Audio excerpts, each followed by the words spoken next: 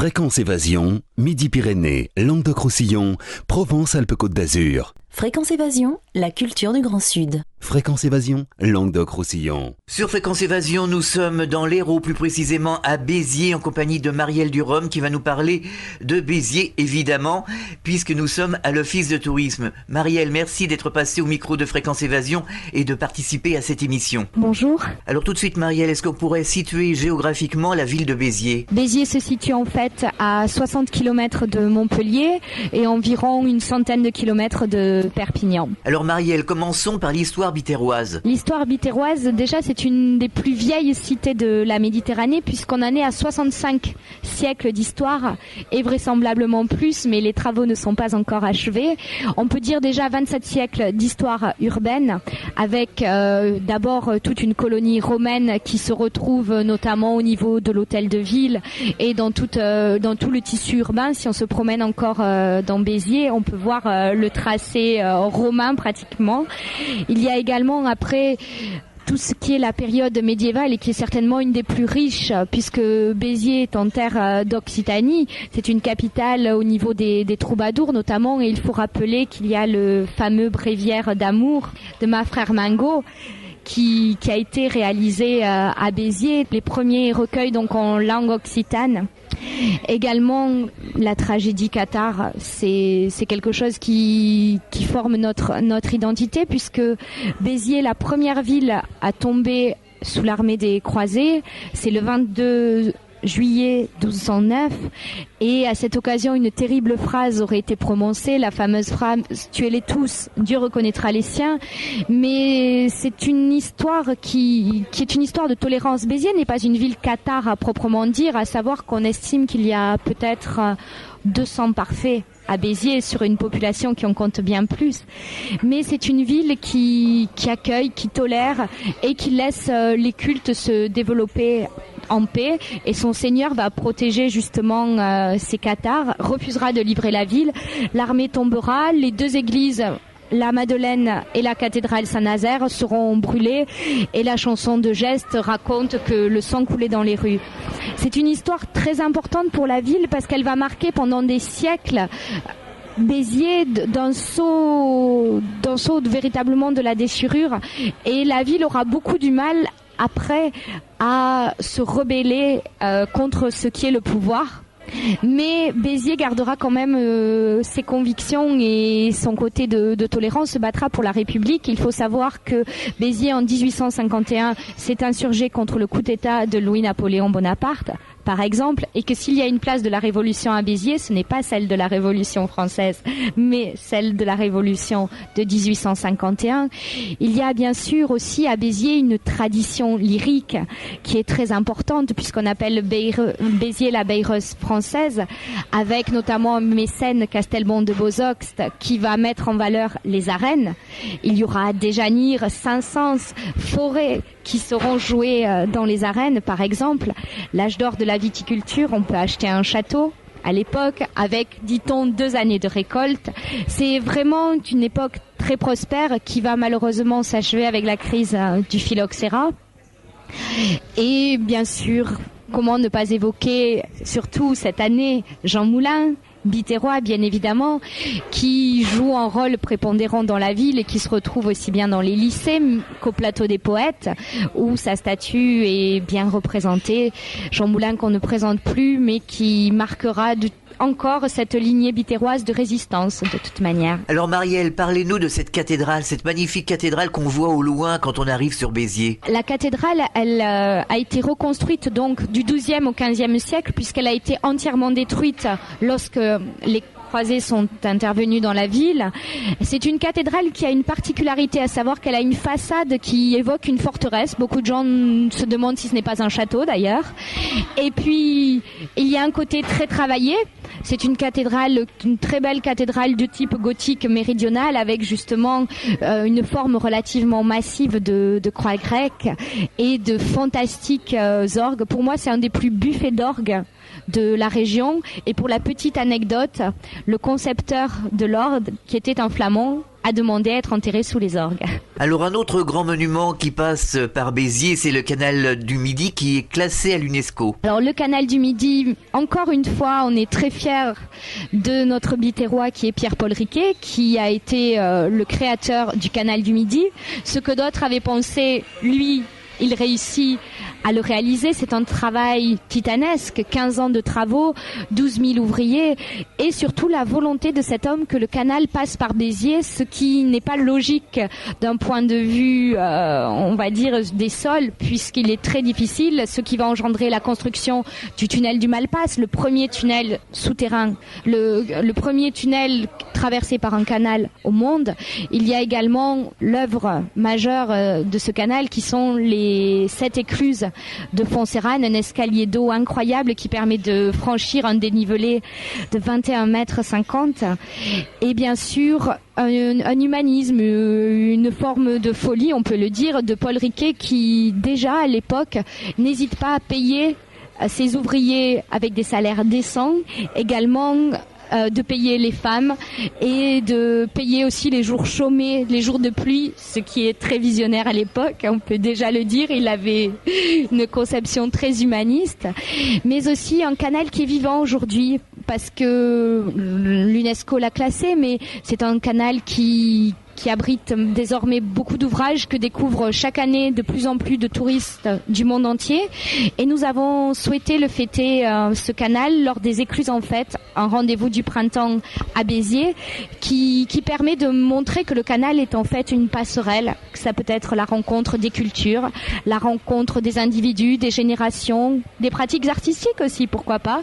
Et ce canal est maintenant tourné vers l'avenir. Que peut-on découvrir dans le centre-ville à Béziers quand on se promène, quand on est touriste et qu'on veut découvrir la ville? À la visite, il y a de nombreux petits hôtels particuliers. Tous ne sont pas accessibles, mais certains, comme l'hôtel des Barons de Sarré, est un très très joli hôtel particulier. Il y a également le Béziers côté jardin avec le plateau des poètes, la Villa Antonine qui était la résidence d'été du sculpteur Ingelbert, aussi natif de Béziers.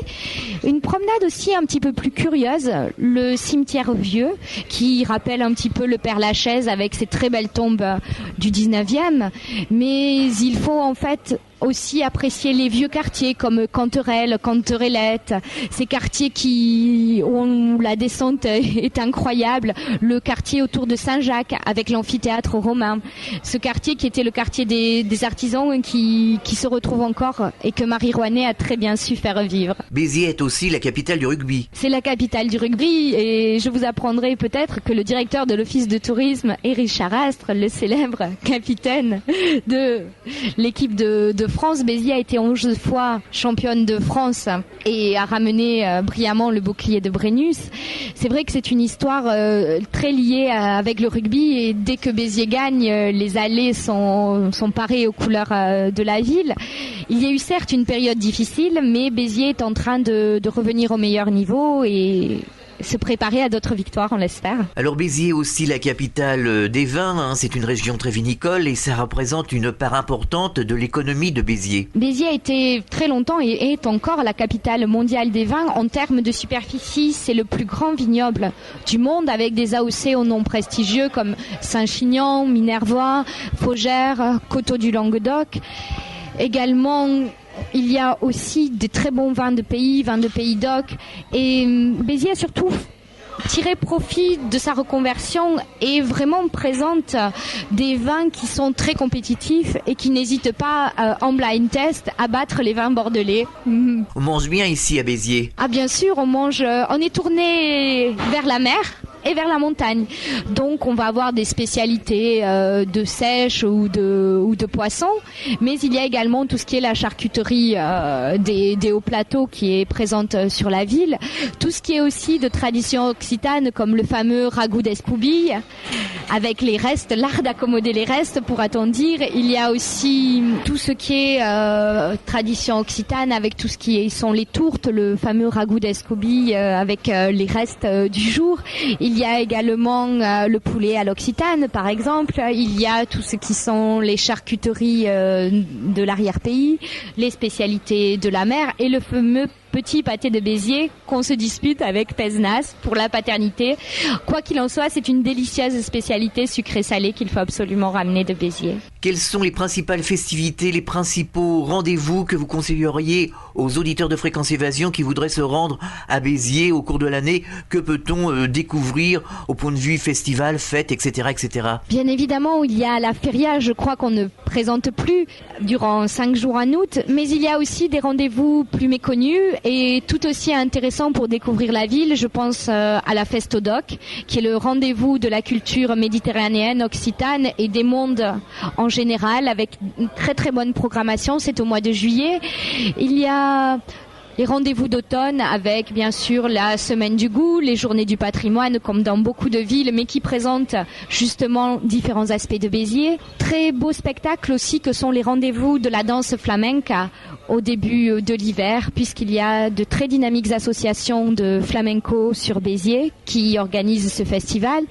Il y a également, pour tout ce qui est radiophonie, le festival des radios leaders en janvier, qui invite toutes les radios à venir débattre un petit peu de ce monde hertzien. Magnifique. Il y a également les mardis graves, qui sont des mardis programmés par le Conservatoire de musique, où justement différents orchestres sont invités et une programmation gratuite de qualité au mois de février. Il y a bien évidemment différents salons, mais aussi quelque chose qui me tient à cœur, donc les écluses en fête. Donc je vous ai parlé par rapport au Canal du Midi, qui est un nouveau rendez-vous.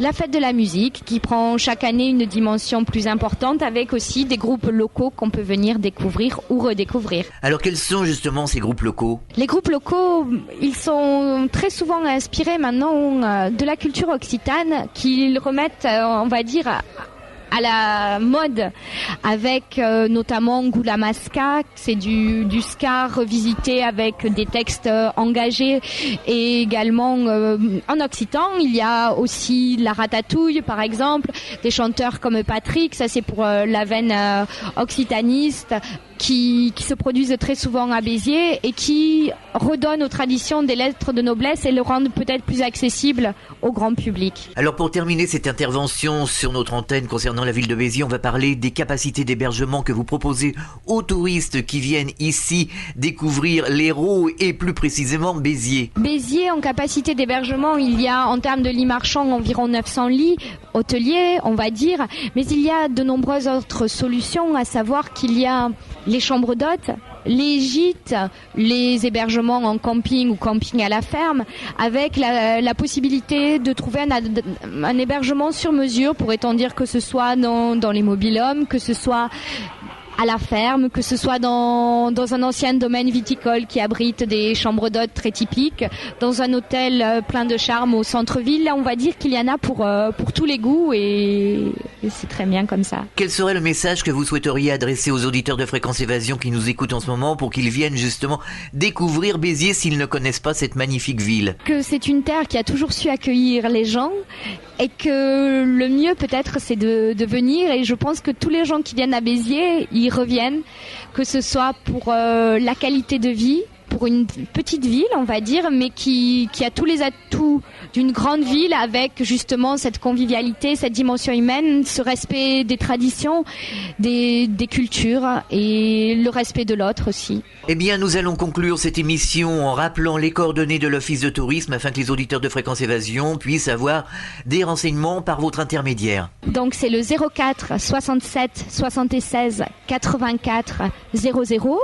Ça, c'est pour le téléphone. Au niveau de l'adresse email, c'est tourisme@ville-béziers.fr et un site internet béziers-tourisme.fr. Alors rappelons que l'Office de tourisme réalise 2 sortes de visites guidées pour les touristes qui voudraient visiter la ville de Béziers par votre intermédiaire. Oui, il y a 2 types de visites guidées. En été, les incontournables quartiers de lune qui, à la nuit tombée, présente la ville de manière théâtrale avec une compagnie d'acteurs qui donne une image colorée, très pittoresque de la ville, accessible à tout le monde.